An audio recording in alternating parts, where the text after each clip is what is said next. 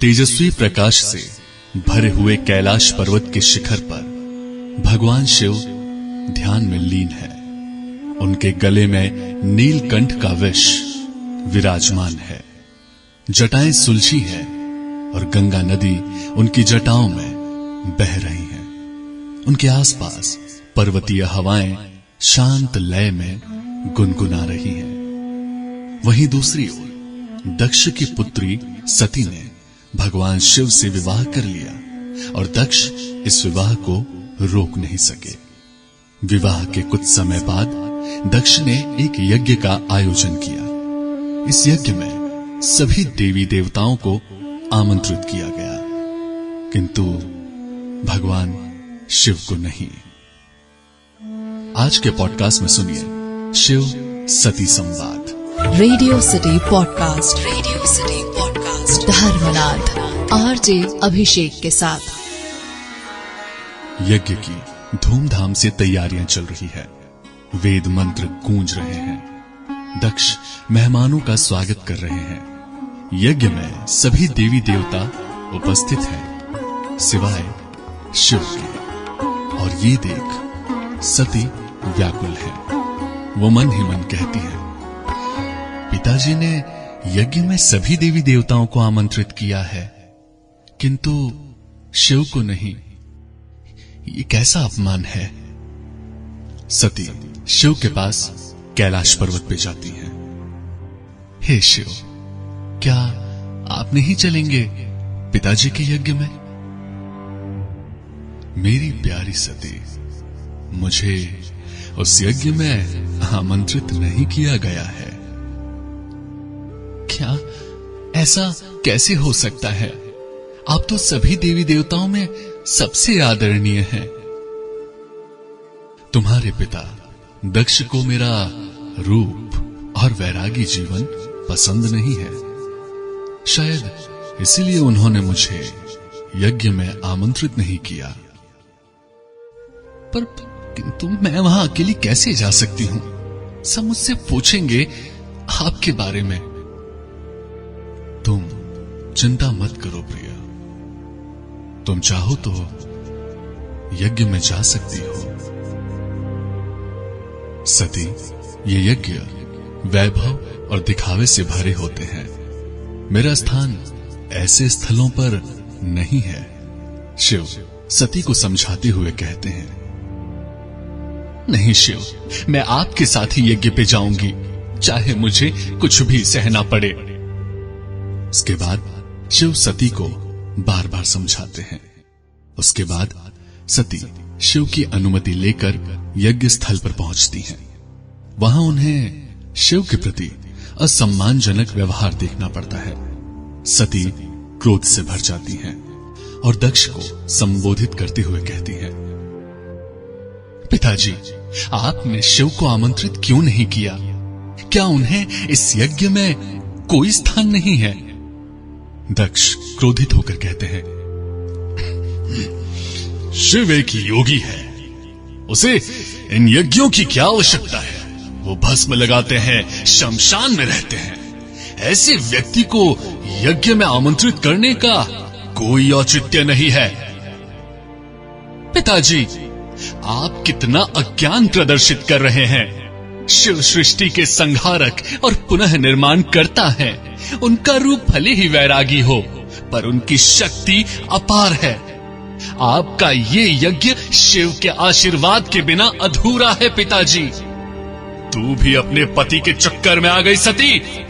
शिव योगी है तो योग में ही लीन रहे, उसे यज्ञों में क्या काम। सती अपने पिता को ललकारते हुए कहती हैं, हे दक्ष, तुमको छोड़कर इस विश्व में कौन ऐसा व्यक्ति होगा जो शिव का विरोधी होगा?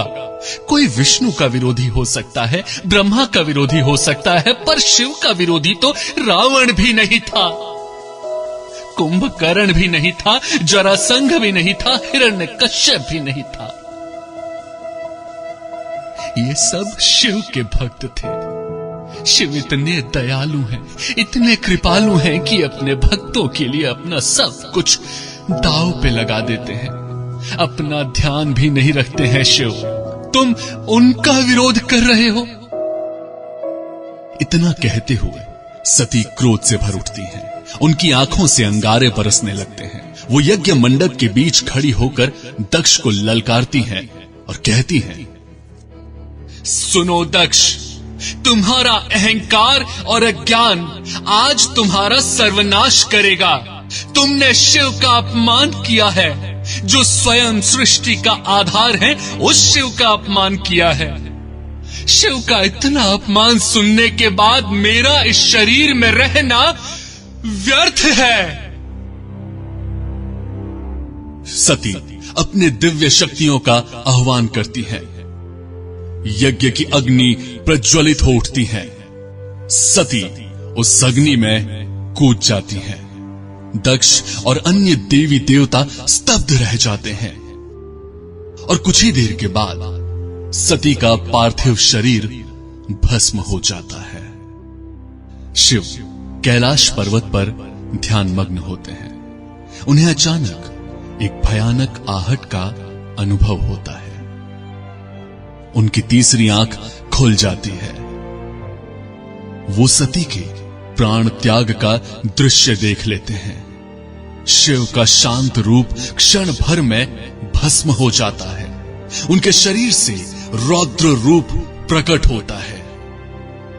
उनके गले से भयंकर गर्जना निकलती है। कैलाश पर्वत कांपने लगता है।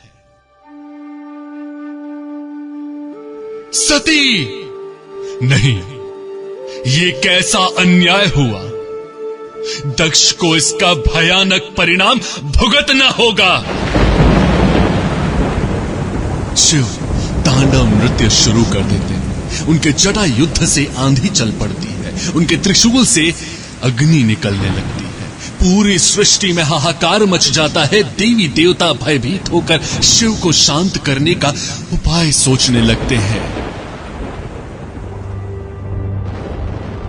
और इसी बीच विष्णु शिव के पास आते हुए, महादेव, हे महादेव, शांत हो जाइए, शांत हो जाइए महादेव। आपका ये रौद्र रूप सृष्टि का संतुलन बिगाड़ रहा है। हे विष्णु, तुम क्या जानते हो? दक्ष ने मेरी अर्धांगिनी का अपमान किया है। उसने मेरी सती को मार डाला। मैं जानता हूं महादेव, पर आपका क्रोध सती को वापस नहीं ला सकता। हमें दूसरा रास्ता निकालना होगा। शांत हो जाइए शिव, सृष्टि के लिए शांत हो जाइए।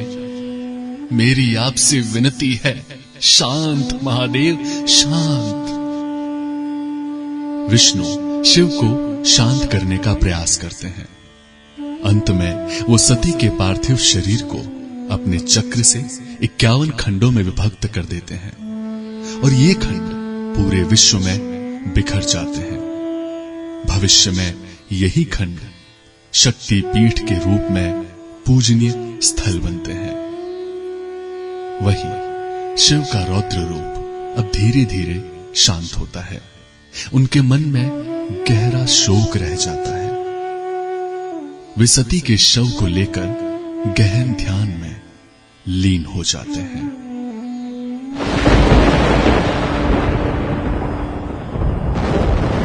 महादेव, मैं सती का अंश हूं। मैं शीघ्र ही पार्वती के रूप में जन्म लूंगी और आपकी अर्धांगिनी बनूंगी। मेरी प्रतीक्षा करना महादेव।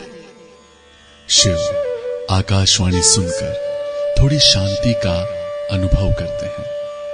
वे सती के पुनर्जन्म की प्रतीक्षा करने लगते हैं, किंतु अब भी उनके चेहरे पर गहरा शोक छाया रहता है।